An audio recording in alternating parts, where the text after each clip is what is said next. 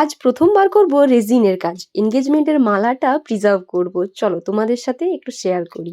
রেজিনের দুটো কিট আমি অনলাইনে অর্ডার করেছিলাম। সেগুলোই এখন আনবক্স করছি আর তোমাদের সাথেও শেয়ার করছি। একটা ছিল 2:1 রেশিও, একটা ছিল 3:1 রেশিও, আর ছিল বাবল রিমুভার।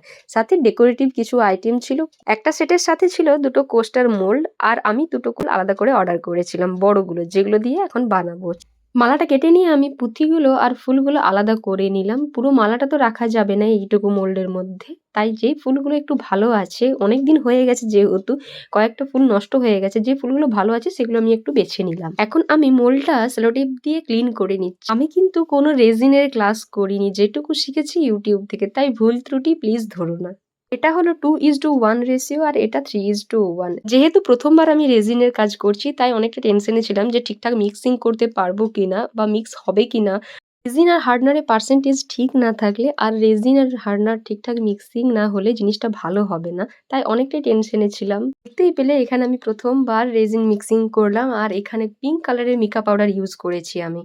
রেজিনটা যতক্ষণ না হার্ডনারের সাথে ভালোভাবে মিক্স হওয়ার পর ক্লিন হয়ে যাবে ততক্ষণ পর্যন্ত মিক্স করতে হবে। প্রথম দিকে ঘোলাটে লাগে। রেজিনের সাথে হার্ডনারে মিক্সিং এর সময় অনেক বাবল ক্রিয়েট হয়, যেটা রিমুভ করার জন্য আমি বাবল রিমুভার স্প্রে ইউজ করছিলাম। অনেকে হিট গানও ইউজ করে।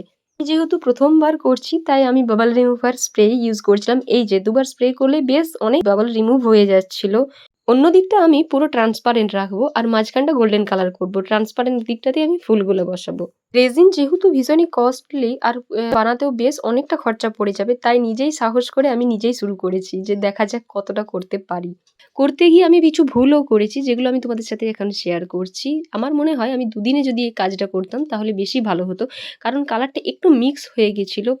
এই লেয়ারটা দেওয়ার পর কিছুক্ষণ শুকনো করে নেওয়ার পরে যদি আমি ফটোটা দিতাম তাহলে মনে হয় কালারটা ভালো থাকতো। আমি যেহেতু দুই বাড়ির জন্য দুটো বরমালা প্রিজার্ভ করব, তো নেক্সট বার ওইভাবেই ট্রাই করব, দেখব চেঞ্জ কিছু আসে কিনা। এই যে এইভাবে মিক্সিং করার পরই আমি ফটোটা দিয়ে দিয়েছিলাম, যার জন্য ফটোটার উপরেও কালারটা কিছু চলে এসেছিল। রেজিনের ক্ষেত্রে অবশ্যই লেমিনেটেড ফটো ইউজ করতে হয়, না হলে কালারটা চেঞ্জ হয়ে যায় ফটোর। আমি যেভাবে করেছি সেইগুলোই তোমাদের সাথে শেয়ার করলাম। ভুল ত্রুটি সব কিছুই শেয়ার করলাম। যদি ভালো লাগে ভিডিওটা অবশ্যই লাইক করো। আর যদি তোমরা কেউ রেজিনের কাজ করে থাকো তাহলে আমাকে কমেন্টে অবশ্যই লিখে জানিও যে কি করলে আরও ভালো হতে পারতো।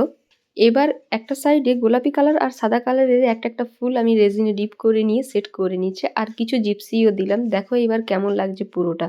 2000 years later. এবার এটা প্রায় 24 ঘন্টার বেশি সময় রেখে দিয়েছিলাম। তারপর আমি এটা মোল্ড থেকে ছাড়িয়ে নিলাম।